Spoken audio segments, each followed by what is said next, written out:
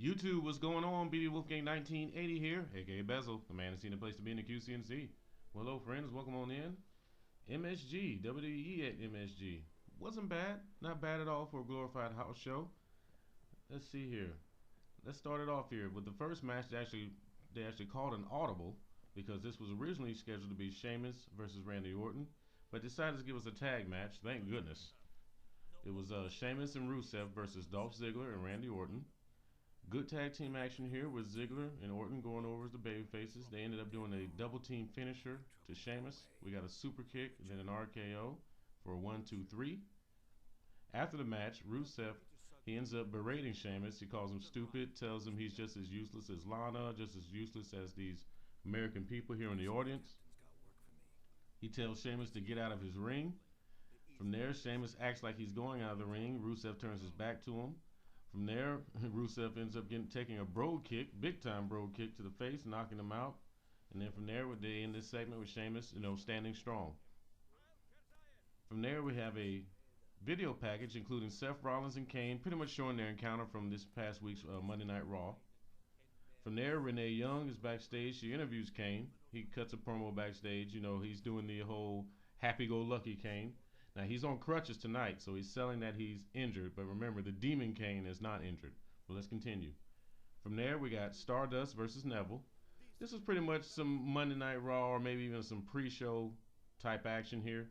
You know what? This match probably would have been better if it was the first match. But let's see here.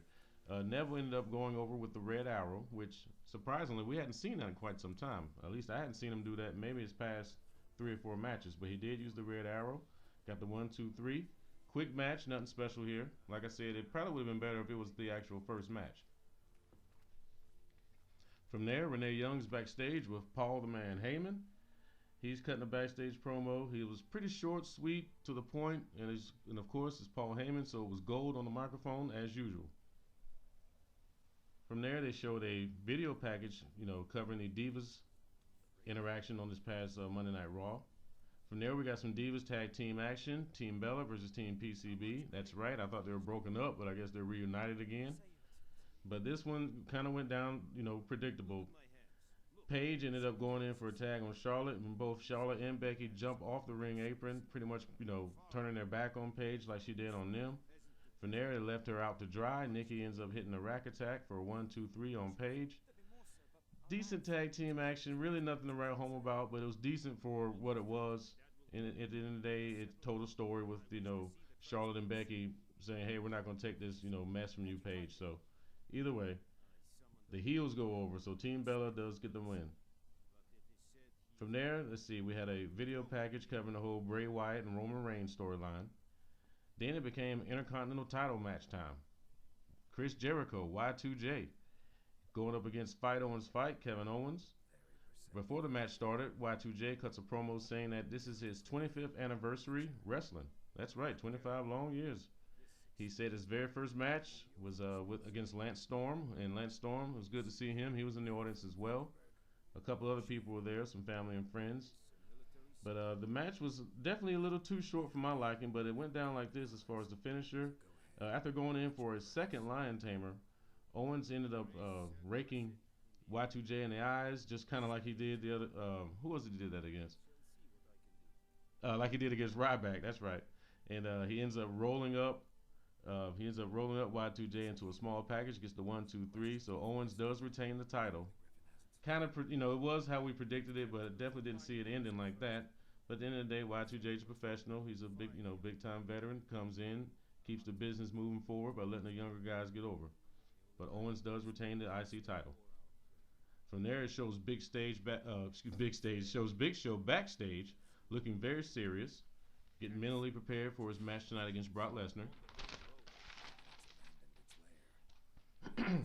From there, it's time for the Dudley Boys and the New Day. They give us a video package.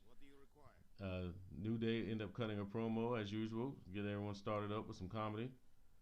Now, this was also on the short side as well. After a 3D to Kofi Kingston, Xavier Woods saves him by causing a DQ, just blatantly causes a DQ. So the Dudleys win the match, which was kind of what some of us expected, but they did not win the titles.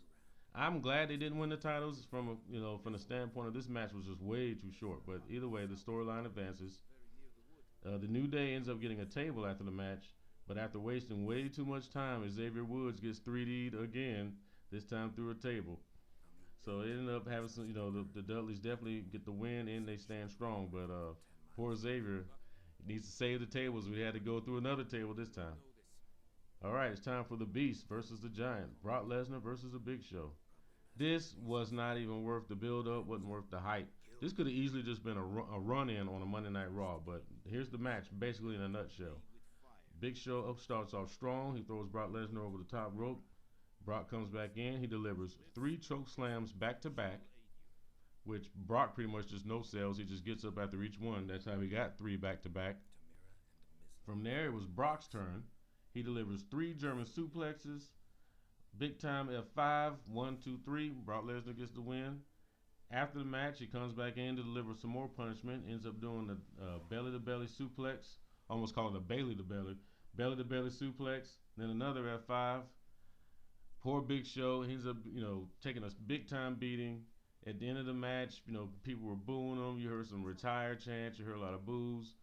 The announcer, Eden Styles, goes, "Ladies and gentlemen, give it up for Big Show." And they just even booed louder and chanted retire louder. It was, I'm not the only one who saw this. I've seen a couple reviews online already, and everyone said they felt sorry for the Big Show. You know what? I sure did too. Comment down below. I mean, it was like, man, especially, let me just pause real quick for a second, especially after watching, you guys know that I'm an old WCW fan, so I've been watching all these Nitros lately on the network and seeing how dominant he was. And he was dominant. You got to give him that much credit. And seeing how athletic he was, woo, I tell you what, I almost forgot how athletic he was. Man, Big Show was something else back in the day.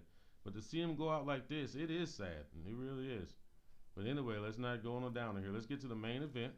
This one we all had high hopes for. U.S. title steel cage match.